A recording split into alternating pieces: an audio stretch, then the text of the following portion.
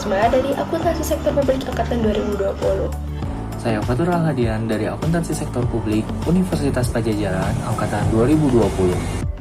Halo, aku Rifki dari Akuntansi Sektor Publik Angkatan 2020. Oke, jadi kita akan membahas mengenai standar keterjadian dan dampak risiko pada Ditjen Cipta Karya PUPR. Mengacu pada laporan manajemen risiko Ditjen Cipta Karya PUPR tahun 2020-2024, berikut ini adalah standar acuan yang digunakan untuk menentukan skor keterjadian dan dampak pada setiap risiko yang telah dibahas pada modul 13 di video sebelumnya. Oke, untuk standar keterjadian dengan level kemungkinan hampir tidak terjadi dengan nilai 1, maka untuk persentasenya di bawah 1% dan jumlah frekuensinya di bawah 2 kali dalam 1 tahun. Lalu untuk level kemungkinan jarang terjadi dengan nilai 2, maka persentasenya berada di antara 1% hingga 10% dengan jumlah frekuensinya berada di antara 2 sampai 5 kali dalam 1 tahun. Lalu untuk level kemungkinan kadang terjadi dengan nilai 3, maka persentasenya untuk X-nya berada di antara 10 hingga 20% dengan jumlah frekuensinya berada pada 6 sampai 9 kali dalam 1 tahun. Lalu untuk level kemungkinan sering terjadi dengan nilai 4, maka persentase X-nya berada di antara 20 sampai 50% dengan jumlah frekuensinya untuk X-nya berada pada 10 sampai 12 kali dalam 1 tahun. Untuk level kemungkinan hampir pasti terjadi dengan nilai 5, maka persentase X-nya berada di atas 50% dengan jumlah frekuensinya lebih dari 12 kali dalam 1 tahun. Untuk resiko dengan toleransi rendahnya bisa dilihat dari tabel yang tertera di samping. Oke, untuk selanjutnya adalah untuk standar dampak pada keuangan. Untuk kategori keuangan dengan dampak tidak signifikan nilai 1, yang berarti X-nya berada di bawah 0,1% dari nilai penerimaan atau pembiayaan yang dikelola, atau X-nya kurang dari 0,05% dari nilai belanja atau aset atau kegiatan lain yang dikelola. Lalu untuk dampak minor dengan nilai 2, yang berarti X-nya berada di antara 0,1 sampai 0,5 dari nilai penerimaan atau pembiayaan yang dikelola, atau 0,05 sampai 0,25 nilai belanja aset kegiatan lain yang dikelola. Lalu untuk dampak moderat dengan nilai 3, berarti X-nya itu berada di antara 0,5 hingga 1% dari nilai penerimaan atau pembiayaan yang dikelola, atau X-nya berada di 0,25% sampai 0,5% dari nilai belanja atau aset atau kegiatan lain yang dikelola. Lalu untuk dampak signifikan dengan nilai 4, X-nya berada di antara 1 sampai 2% dari nilai penerimaan atau pembiayaan yang dikelola, atau X-nya berada di antara 0,5 hingga 1% dari nilai belanja atau aset atau kegiatan lain yang dikelola. Lalu untuk dampak sangat signifikan dengan nilai 5, yang berarti X-nya di atas 2% dari nilai penerimaan atau pembiayaan yang dikelola, atau X-nya lebih besar dari 1% dari nilai belanja atau aset atau kegiatan lain yang dikelola. Lalu untuk standar dampak untuk kategori reputasi dengan dampak tidak signifikan atau nilai 1, maka jumlah keluhan secara lisan atau tertulis ke organisasi kurang dari 3, atau tingkat kepuasan penggunaan layanan berada di antara 4,25 sampai 5 dengan skala 5.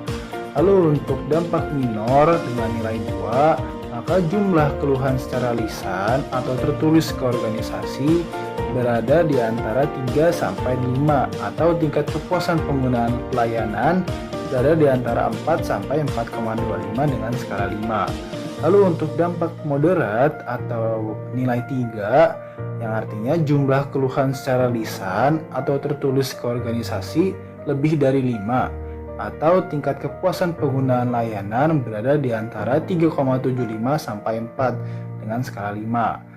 Lalu untuk dampak signifikan dengan nilai 4, yang artinya sudah ada pemberitaan negatif di media massa lokal dan pemberitaan negatif yang masif di media sosial, atau tingkat kepuasan penggunaan layanan sebesar 3,5 sampai 3,75 dengan skala 5. Lalu untuk dampak sangat signifikan dengan nilai 5, maka sudah ada pemberitaan negatif di media massa nasional dan internasional dengan tingkat kepuasan penggunaan layanan di bawah 3,5 untuk skala 5. Oke, selanjutnya untuk standar dampak dengan kategori legal atau hukum.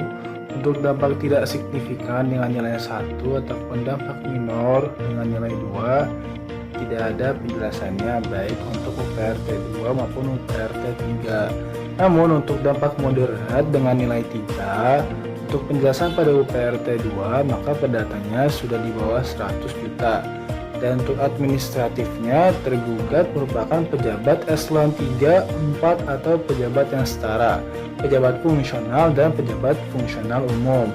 Untuk UPRT 3-nya, untuk administratif, tergugat merupakan pejabat eselon 4 atau pejabat yang setara, pejabat fungsional dan pejabat fungsional umum. Lalu untuk dampak signifikan dengan nilai 4, maka sudah ada pidana di bawah 1 tahun dengan tersangka atau terdakwanya, yaitu pejabat eselon 3 atau 4 atau pejabat yang setara, pejabat fungsional dan pejabat fungsional umum.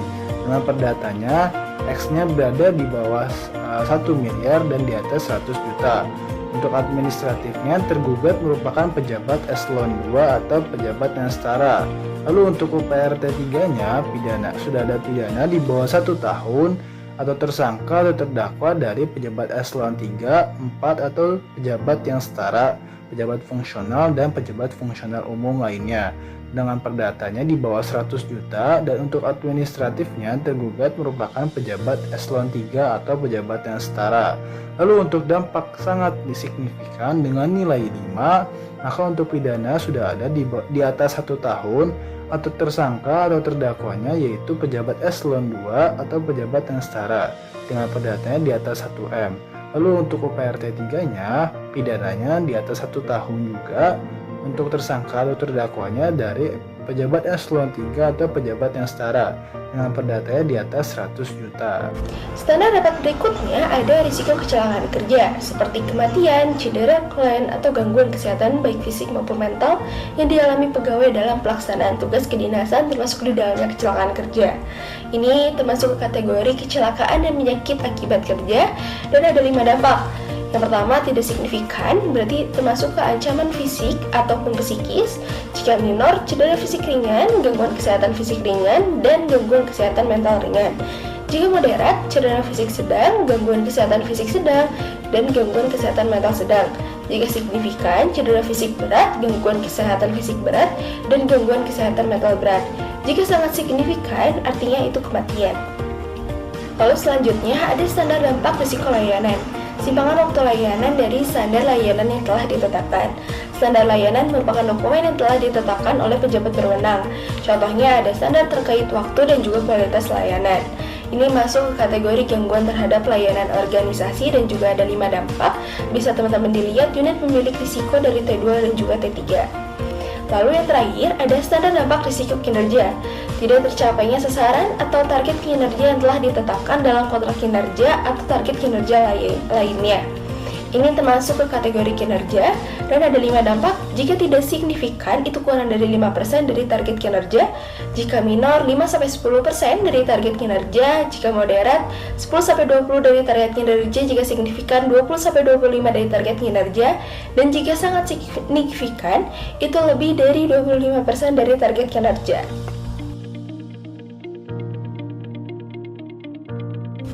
Selanjutnya, hasil penilaian risiko di Dijen Cipta Karya PUPR. Daftar risiko yang pertama, keterlambatan dimulainya proyek pekerjaan sesuai kontrak kinerja yang telah ditetapkan.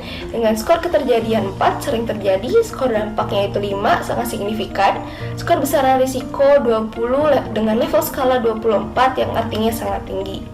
Lalu daftar risiko yang kedua, pelaksanaan proses pengerjaan proyek konstruksi terdapat kendala teknis. Dengan skor keterjadian 5 hampir pasti terjadi dan skor dampak 4 yang artinya signifikan, skor besaran risiko 20 dengan level skala 22 sangat tinggi.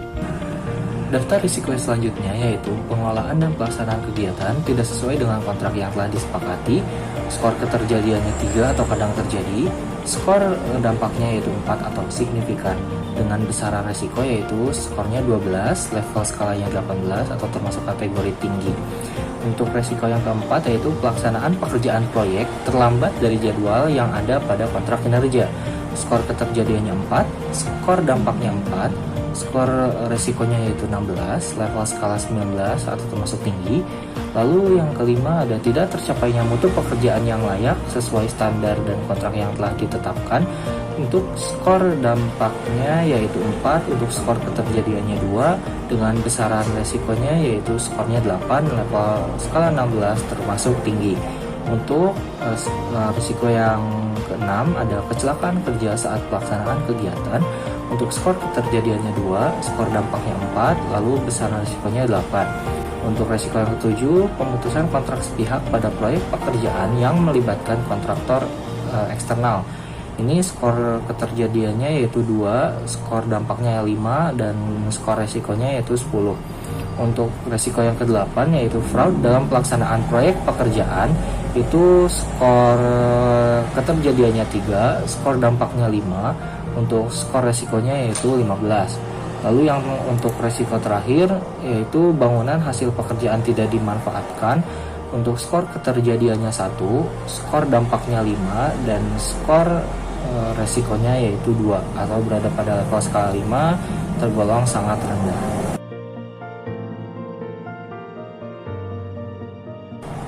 Selanjutnya yaitu mengenai matriks dan peta risiko Ditjen Cipta Karya PUPR. Untuk matriks yang ini yaitu matriks pra-mitigasi atau sebelum dilakukannya langkah mitigasi risiko. Bisa kita lihat pada matriksnya, untuk level risiko sangat tinggi itu diisi oleh risiko 1, 2, 7, dan 8. Untuk risiko tinggi itu ada risiko 3, 4, 5, dan 6. Lalu risiko yang terakhir yaitu risiko 9 berada pada level sangat rendah. Untuk rincian level resikonya, untuk pada level resiko sangat rendah, itu skalanya 1-5, daftar resikonya ada risiko 9 dengan skornya yaitu 5. Untuk resiko ini tidak ada perlakuan khusus, namun tetap harus dievaluasi dan dilakukan mitigasi ke dalam daftar pemantauan resiko. Lalu untuk level resiko tinggi, itu skalanya dari 16-19, daftar resikonya ada resiko 3, 4, 5, dan 6. Itu resiko 3 ada skornya 12, resiko 4 16, resiko 5 8, dan resiko 6 8. Untuk resiko pada level ini perlu dilakukan analisis yang lebih mendalam tentang informasi dampak dan keterjadiannya sebagai langkah mitigasi. Lalu pada level resiko tertinggi yaitu sangat tinggi, itu level skalanya 20-25. Daftar resikonya ada daftar resiko 1, 2, 7, dan 8. Untuk skornya resiko 1 20, resiko 2 20, resiko 7 10, dan resiko 8 15. Untuk level resiko ini perlu dilakukan mitigasi dan tanggapan secara agresif untuk menangani seluruh dampak dan juga keterjadian dari resiko tersebut. Lalu yang terakhir ada matriks dan peta risiko Ditjen Cipta Karya PUPR pasca mitigasi. Jadi nantinya diharapkan setelah melakukan langkah-langkah mitigasi risiko, maka seluruh risiko yang ada dapat diturunkan levelnya. Bisa kita lihat untuk risiko pada level sangat tinggi itu sudah tidak ada atau diturunkan menjadi level tinggi. Nah, di level tingginya ada risiko 2 dan 8. Di level sedang itu ada risiko 4, 6, dan 7. Untuk level rendah itu ada risiko 1, 3, dan 5. Dan yang terakhir risiko 9 tetap berada pada level sangat rendah, namun untuk level skalanya turun menjadi skala 1. Cukup sekian, terima kasih.